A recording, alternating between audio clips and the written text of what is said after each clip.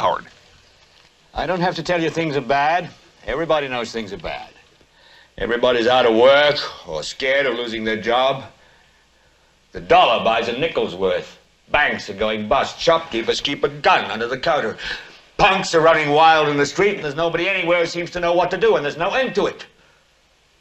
We know the air is unfit to breathe, and our food is unfit to eat. We sit watching our TVs while some local newscaster tells us that today we had 15 homicides and 63 violent crimes, as if that's the way it's supposed to be. We know things are bad, worse than bad. They're crazy. It's like everything everywhere is going crazy, so we don't go out anymore. We sit in the house, and slowly the world we're living in is getting smaller, and all we say is, please, at least leave us alone in our living rooms. Let me have my toaster and my TV and my steel-belted radios, and I won't say anything. Just leave us alone. Well, I'm not going to leave you alone. I want you to get mad. I don't want you to protest. I don't want you to riot. I don't want you to write to your congressman because I wouldn't know what to tell you to write. I don't know what to do about the depression and the inflation and the Russians and the crime in the street. All I know is that first, you've got to get mad. You've got to say, I'm a human being. My life has value. So, I want you to get up now. I want all of you to get up out of your chairs. I want you to get up right now and go to the window, open it, and stick your head out and yell, I'm as mad as hell, and I'm not going to take this anymore! I thought I'd open this video with that clip off of Network. I think it shows some of the frustration that maybe many of us are feeling. I mean, we have been locked inside, we've had to wear masks. When we go out and go shopping, we're doing social distancing. And it starts off being 30 days from the government saying this is an emergency shutdown. Then it turns into 60, and of course now we're going on what, 6, 7, 8 months, and we're still looking at all these restrictions to our normal everyday life. And it's time that we got mad and did something about it. So instead of getting mad just for the sake of getting mad, let's look at continuing on with building a resilient community so that should this ever happen again, we ever have another pandemic or some other kind of crisis, that the community itself will be resilient and will be able to handle it and literally proceed almost like normal. And that means we have to develop some of those areas that we talked about in the last video, but also we have to change our attitude. Because we have been indoctrinated, believe it, we have. We've been indoctrinated into competition, which is a good thing, but it can be a bad thing, especially if you're trying to have a resilient community and foster relationships between your neighbors. And we've been indoctrinated into the spirit of consumerism. In other words, you know, keeping up with the Joneses, finding our identity through what we buy and what we wear and where we go and what we do on our vacations. A lot of that needs to be relooked and possibly changed. Because going into the future, we're going to have to look at conserving resources. We're going to have to look at giving people the opportunity to use their gifts and talents within the community, but also have the ability to admit they have some frailties and some fallibility to them and realize that that's okay. And literally work for the betterment of the entire community without, and I say this again, without the socialist type of leadership, top-down, dictatorial, totalitarian type of dictates that say what you'll do, with what, when, and it'll go where. We don't want to do that. We want to become a resilient community that fosters a quality of life for everyone. And there's a way to do that, but we have to adjust some of the things we've learned. One of those I'm going to show you here. We're going to look at some clips. One of them is going to talk about competition. George S. Patton talks about it in the movie Patton, and I think you'll remember this scene. And we also are going to talk about consumerism and how through the years we have actually been indoctrinated into consumerism, and now we're going into a whole new period where it's not products necessarily that are the things that we're doing and that we're trying to accomplish and we're trying to accumulate. The new economic base going forward is going to be human capital.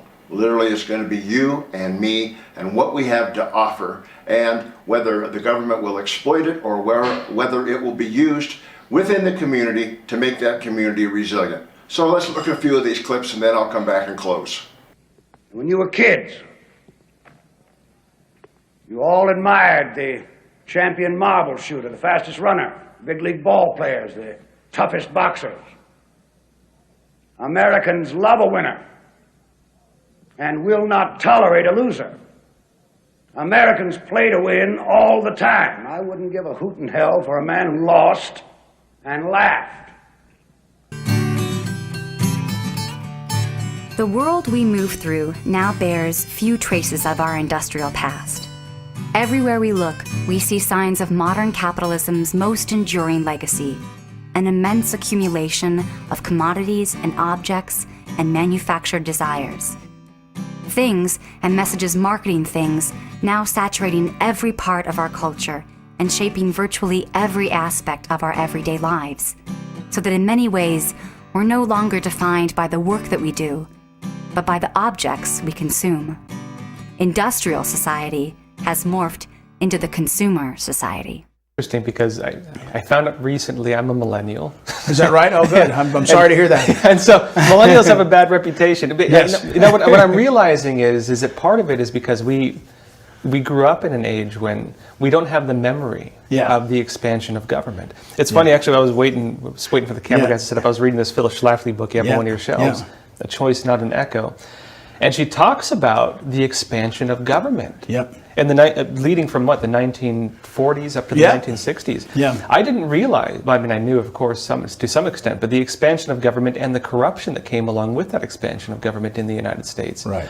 And you described this, first off, and she did as well, as being partly related to this global communist movement. Yeah. In fact, the forces within our own political system aligning themselves at the very least ideologically with that. Correct.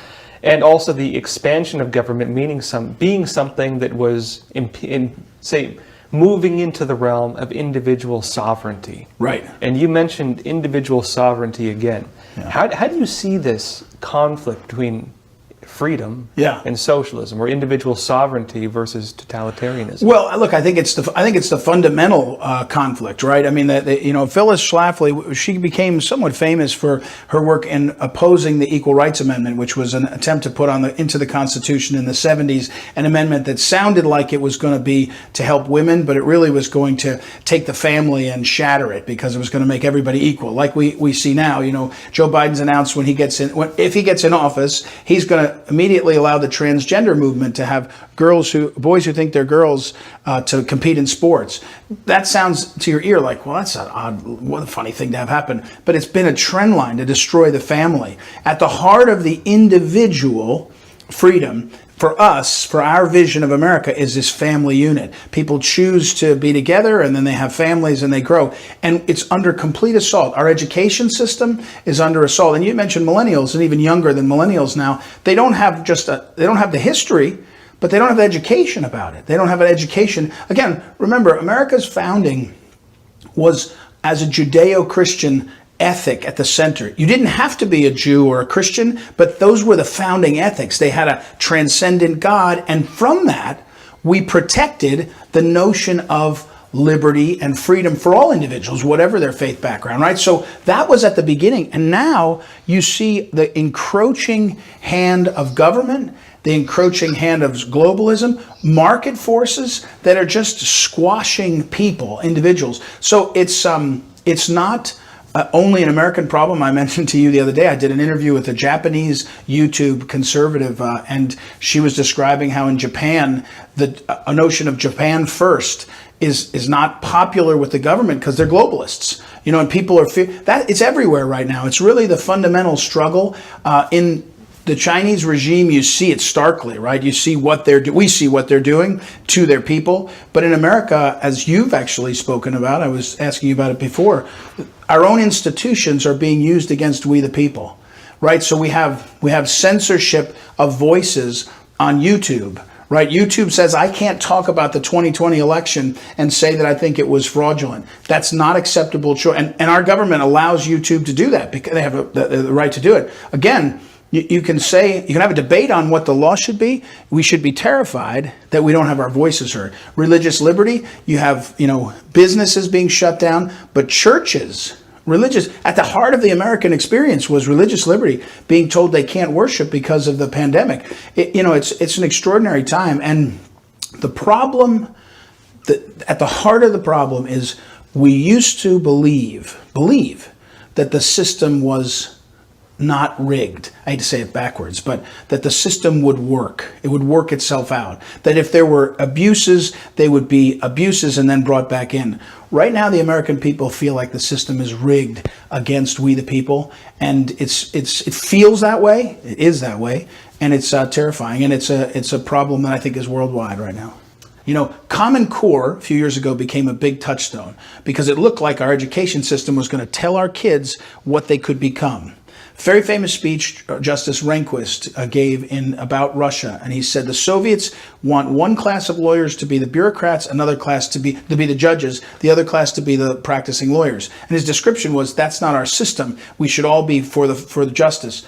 Well, now we have a class of people that run the country, and the rest of us are over here, and we're not even allowed to succeed past a certain level. We're told where we can be. That's a dangerous prescription. The last way I'd say it is, Americans in our guts hate bullies, right? We hate bullies.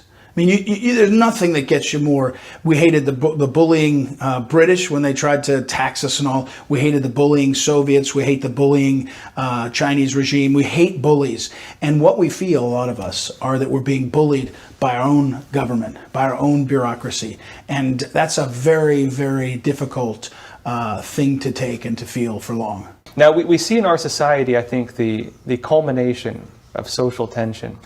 And really, I think this battle we're in right now is definitive of this whole movement as it's been developing. Right.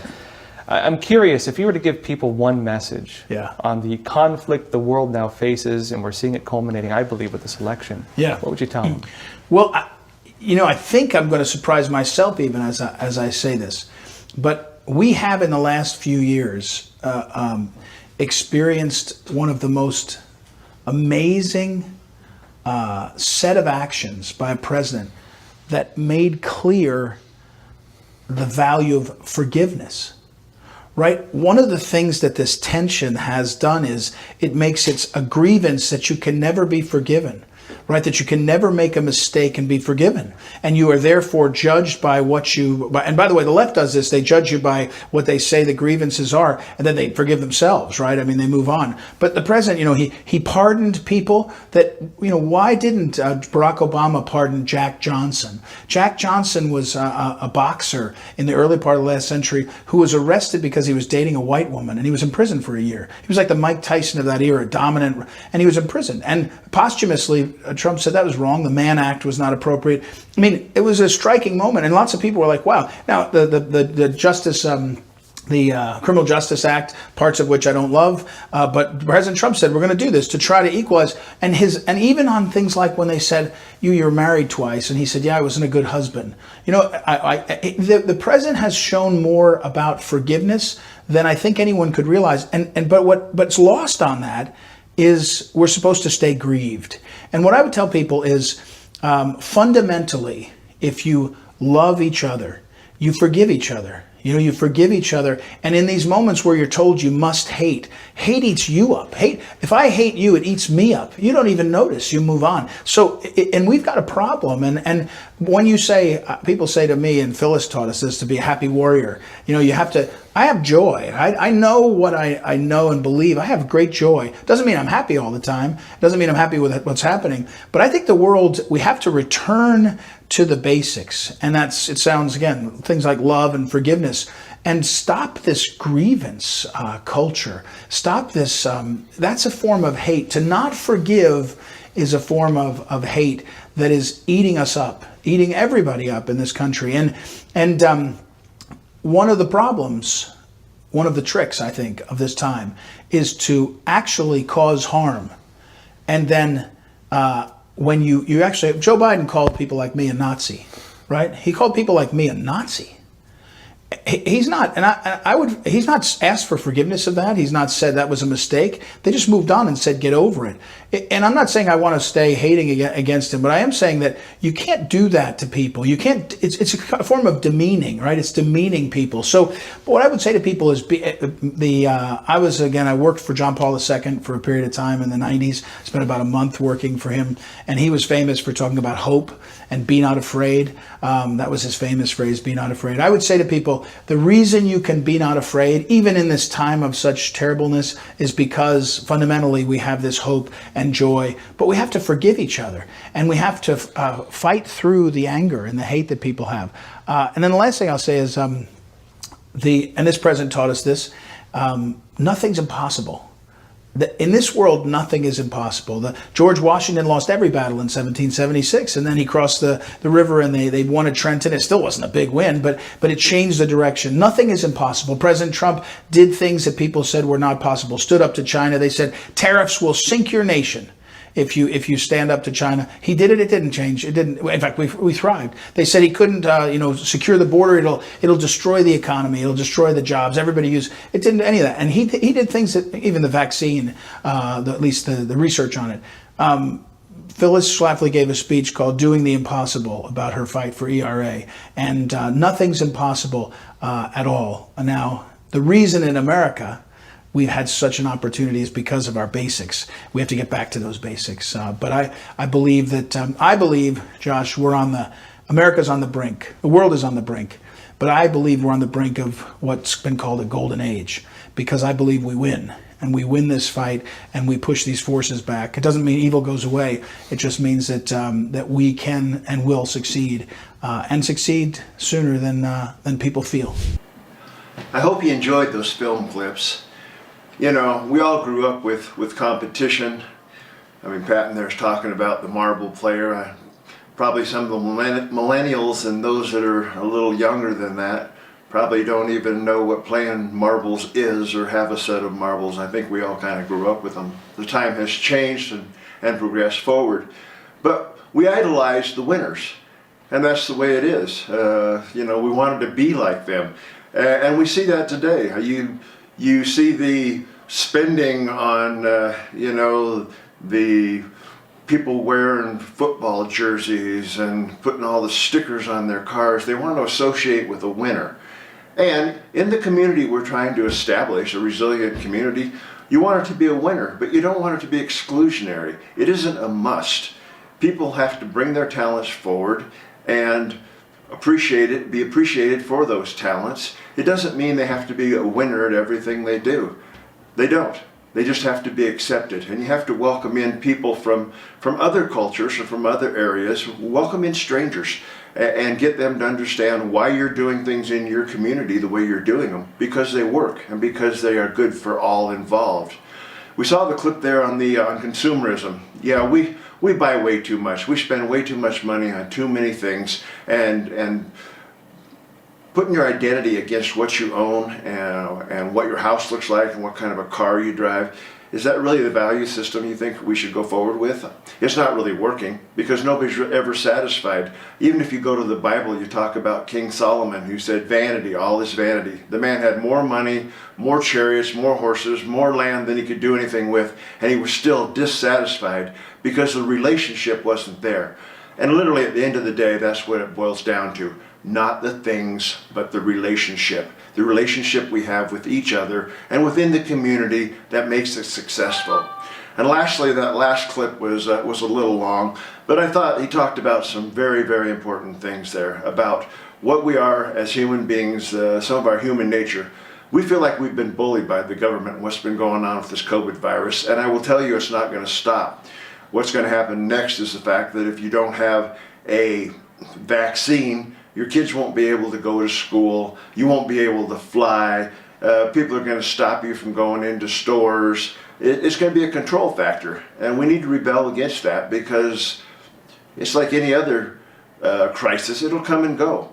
And the hope that he expresses at the end is something we should all have, and we can express that hope by how we work in the community and how we take action and move forward. Dietrich Bonhoeffer said, not to act is to act.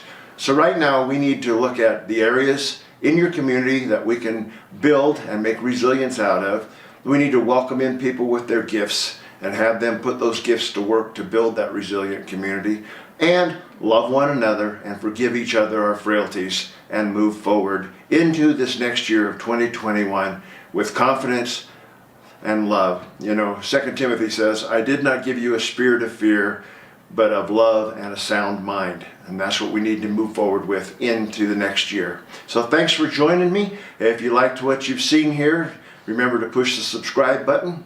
I don't work for anybody, I don't get paid by anybody, and the only kind of payment I do get, if there is such a thing, is your viewing and comments and appreciation of what I'm putting out there for you. So thanks for joining me today, and I will see you on the next edition.